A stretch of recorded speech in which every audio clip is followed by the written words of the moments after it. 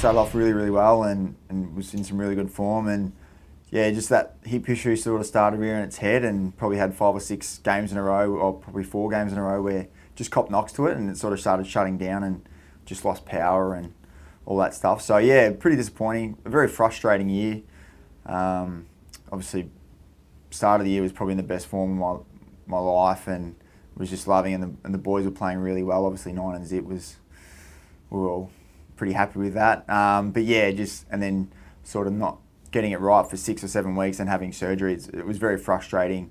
I had surgery on my hip probably 5 weeks ago. Responded really well from it, but yeah, just a few things weren't up to 100%. So Brad and I probably decided that it probably wouldn't be best to play, simply because some of the issues that I was still having were sort of still there. So he wanted me to 100%, but I was probably about 80% fitness-wise, and even some of my touch, and that just wasn't quite right either. So he made the decision, which probably after training, after the next day, was the right decision, because I'm just off about 20%, and especially these days, if you're off 10-15%, you almost become a liability to the players. I didn't have that zip there that you can just feel it in your gut inside, like jumping and sort of the running and movement.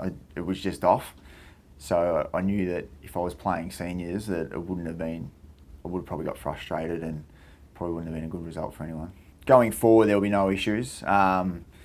Just had our medical then and there. We're really happy with how the surgery went, and knowing that there's probably some stuff there from the last 15 years of playing football anyway. So all cleaned out now, and pretty much right to go from day one of pre-season. Yeah, really excited to play again and to don this great jumper, and really keen to sort of have an impact on the younger fellas. And losing Drew and Boomer, they're probably 2 of the most confident speakers at the club, and they speak really well, and obviously held in the highest regard. So even just having those 2 boys in our line gone, it's going to be difficult. So boys that are still there have to step up, and like I said, I'm just keen to work with the young boys and get young Benny and Sam sort of hopefully get them a game and get them some confidence going into the future. I genuinely think the boys coming through are very excited, and the guys that are still here are you almost feel challenged. And I know this great club, when we are on the floor, that's when we fight. And